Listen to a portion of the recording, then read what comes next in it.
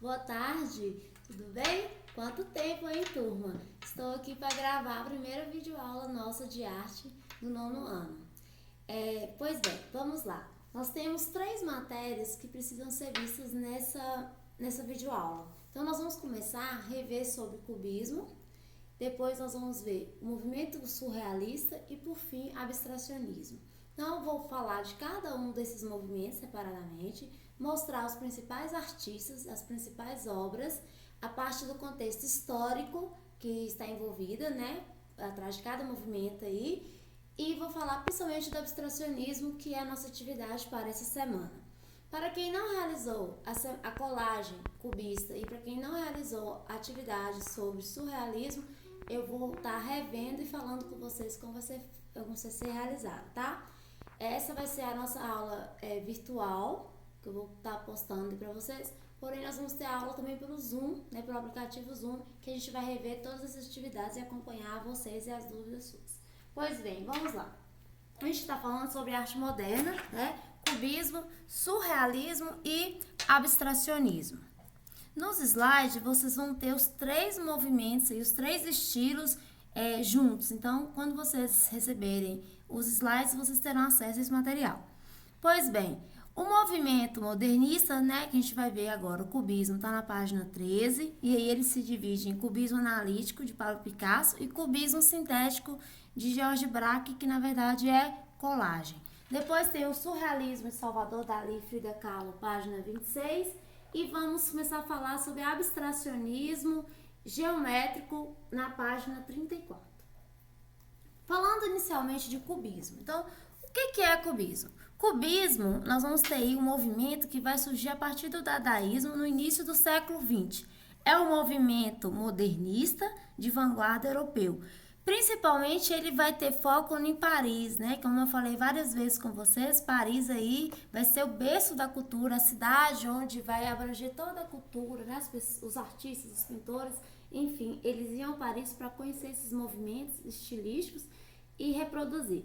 Isso vai acontecer também com o nosso Pablo Picasso, né? O artista Pablo Picasso, ele é espanhol, então ele vai para Paris para estudar pintura e para desenvolver o cubismo, né? De certa forma ele é o pai do cubismo aí. Porém, nós temos Cézanne, que vocês viram lá no impressionismo, que Cézanne ele vai começar a partir das suas pinturas uma geometrização da forma, uma simplificação da forma. Então, aí vocês veem várias obras do Cézanne, nós temos 4 obras dele, principalmente as Naturezas Mortas do Cézanne, que ele simplifica as formas. Então, é uma geometrização, é como eu enxergo os objetos de forma simplificada, tá? Racional. Então, é racionalização. O cubismo é racionalização da arte.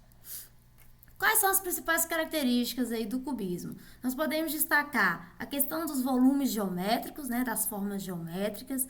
Essas figuras elas vão ser decompostas, né, quebradas, facetadas como o cubo, né? A gente consegue ver todas as facetas, todas as faces desse cubo. As cores que são usadas, cinza, branco, beges, marrons, então são cores mais fechadas, austeras, né? E aí nós vamos ter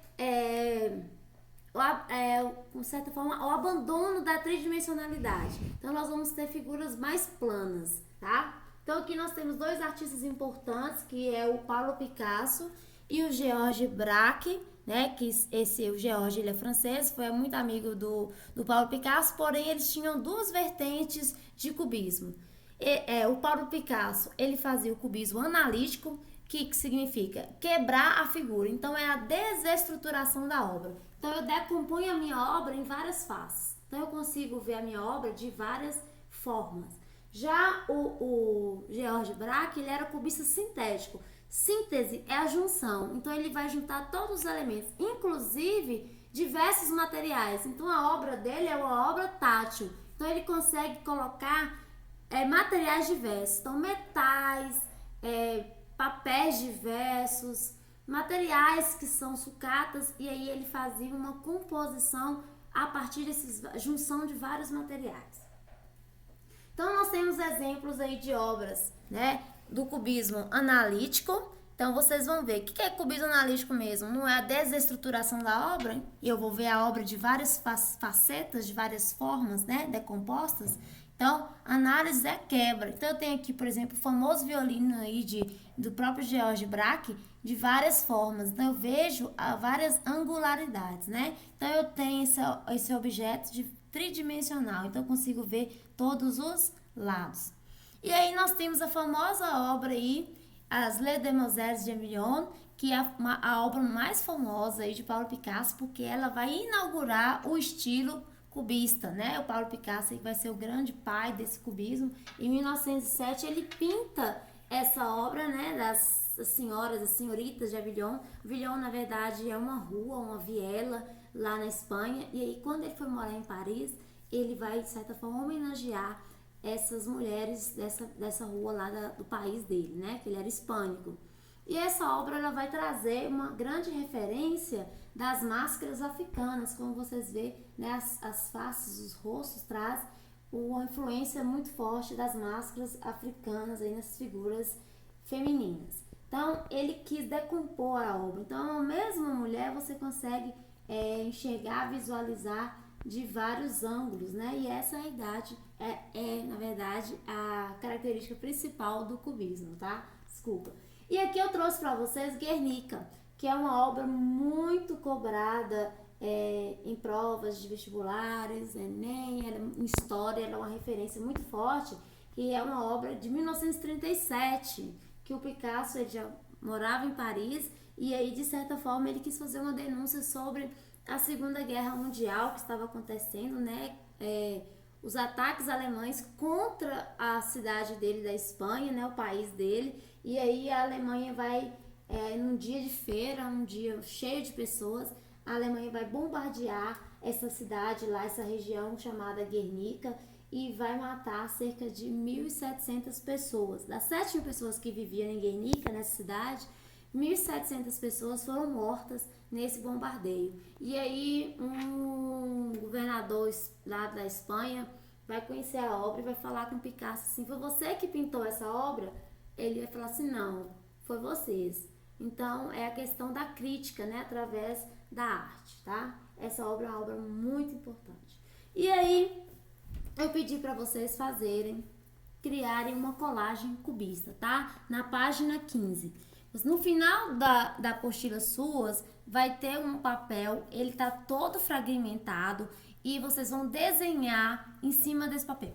Ao desenhar em cima do papel, vocês terão como referência, né, essa fragmentação. Então, eu posso fazer uma obra e a partir dessa obra eu vou fragmentá-la. Pode ser, por exemplo, o violino.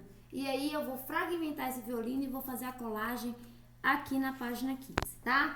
Agora nós vamos dar um salto aí e vamos começar a falar sobre surrealismo. Surreal, além da realidade, né? Fora da realidade. Então aqui nós temos essa obra muito conhecida do Salvador Dalí, que é um artista que nós vamos estar falando, que é o cisne refletindo o elefante. Então dá um foco aqui, por favor.